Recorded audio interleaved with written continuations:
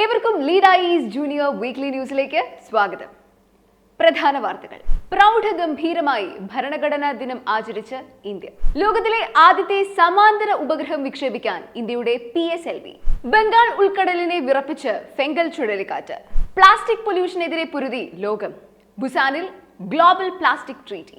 പുതിയ ഭീമൻ റേഡിയോ ഗാലക്സിയെ കണ്ടുപിടിച്ച് മീർകാറ്റ്. ആദ്യമായി ഖേലോ ഇന്ത്യ യൂത്ത് ഗെയിംസിന് ആതിഥേയത്വം വഹിച്ച് ബീഹാർ. വാർത്തകൾ വിശദമായി. പ്രൗഢഗംഭീരമായി ഭരണഘടനാ ദിനം ആചരിച്ച് ഇന്ത്യ. ഇതോടെ ലോകത്തിലെ ഏറ്റവും വലിയ കോൺസ്റ്റിറ്റ്യൂഷൻ എന്നറിയപ്പെടുന്ന ഇന്ത്യൻ കോൺസ്റ്റിറ്റ്യൂഷൻ നിലവിൽ വന്നിട്ട് 75 വർഷം തികയുകയാണ്. 1949 November 26 Indian constituent assembly Indian ഭരണഘടന അംഗീകരിക്കുന്നത്. തുടർന്ന് 1950 ജനുവരി 26 കോൺസ്റ്റിറ്റ്യൂഷൻ നിലവിൽ വന്നു.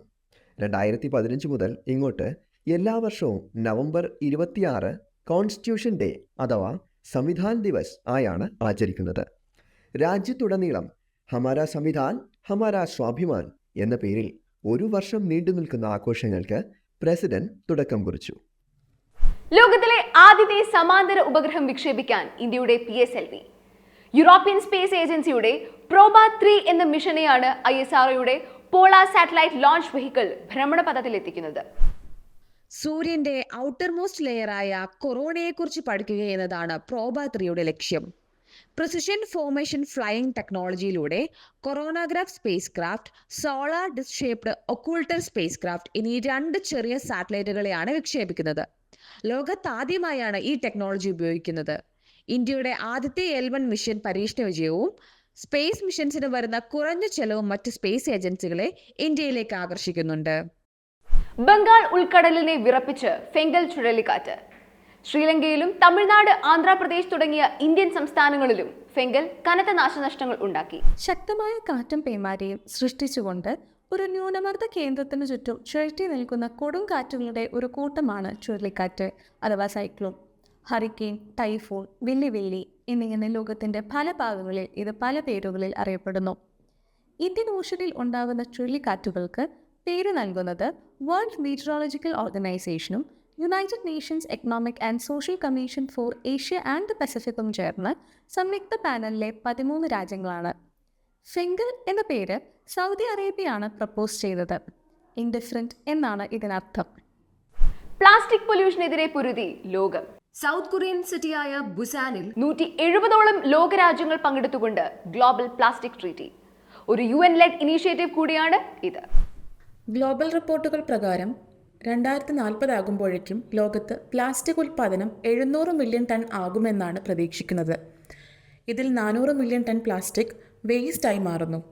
പ്ലാസ്റ്റിക് ഉൽപ്പാദനം കുറയ്ക്കുക, പ്ലാസ്റ്റിക് മാലിന്യ സംസ്കരണം മെച്ചപ്പെടുത്തുക, വേസ്റ്റ് മാനേജ്മെൻറ്റിൽ ലോകരാജ്യങ്ങളുടെ പങ്കാളിത്തം ഉറപ്പാക്കുക എന്നതാണ് 2022 ആരംഭിച്ച ഈ ട്രീറ്റിയുടെ ലക്ഷ്യങ്ങൾ. 2022 തന്നെ ഒറ്റത്തവണ ഉപയോഗിക്കാവുന്ന പ്ലാസ്റ്റിക്കുകളുടെ ഉപയോഗം ഇന്ത്യ നിരോധിച്ചിരുന്നു. പുതിയ ഭീമൻ റേഡിയോ ഗാലക്സിയെ ഡിസ്കവർ ചെയ്ത് മീർകാറ്റ്. സൗത്ത് ആഫ്രിക്കയിലെ യൂണിവേഴ്സിറ്റി ഓഫ് കേപ്പ് ടൗൺ ഗവേഷകരാണ് മീർകാറ്റ് എന്ന റേഡിയോ ടെലിസ്കോപ്പ് ഉപയോഗിച്ച് ഈ ഗാലക്സിയെ കണ്ടെത്തുന്നത്. വലിയ അളവിൽ റേഡിയോ തരംഗങ്ങളെ പുറപ്പെടുവിക്കുന്ന ഒരുതരം ഗാലക്സിയാണ് റേഡിയോ ഗാലക്സി. ഇതിന്റെ സെന്ററിൽ കാണുന്ന ബ്ലാക്ക് ഹോൾ കാരണമാണ് റേഡിയേഷൻ ഉയർന്ന അളവിൽ സംഭവിക്കുന്നത്. പ്രപഞ്ചത്തെക്കുറിച്ചുള്ള പഠനത്തിൽ ഇവ നിർണായകമാണ്. ഇത്തരം ആകാശ വസ്തുക്കൾ പുറപ്പെടുവിക്കുന്ന റേഡിയോ തരംഗങ്ങൾ കണ്ടെത്തുന്നതിനും പഠിക്കുന്നതിനും ഉപയോഗിക്കുന്ന ഒരു പ്രത്യേകതരം ടെലിസ്കോപ്പാണ് റേഡിയോ ടെലിസ്കോപ്പ്. ആദ്യമായി ഖേലോ ഇന്ത്യ യൂത്ത് ഗെയിംസിന് ആതിഥേയത്വം വഹിച്ച് ബീഹാർ.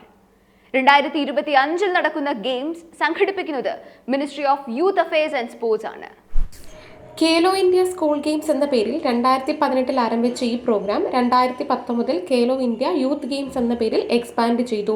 പ്രാദേശിക വൈവിധ്യം ഉയർത്തിക്കാട്ടുന്നതിനുമായി വിവിധ സംസ്ഥാനങ്ങൾ ഓരോ വർഷവും ഇവന്റ് സംഘടിപ്പിക്കുന്നു. യുവാക്കൾക്കിടയിൽ കായിക സംസ്കാരം വളർത്തുക, സ്കോളർഷിപ്പുകളിലൂടെയും ലോകോത്തര പരിശീലന സൗകര്യങ്ങളിലൂടെയും കായിക താരങ്ങളെ പിന്തുണയ്ക്കുക തുടങ്ങിയവയാണ് ഈ ഗെയിംസിന്റെ ലക്ഷ്യം. ഇതോടെ ഈ ആഴ്ചയിലെ വീക്ക്ലി ന്യൂസ് അവസാനിക്കുന്നു. നന്ദി.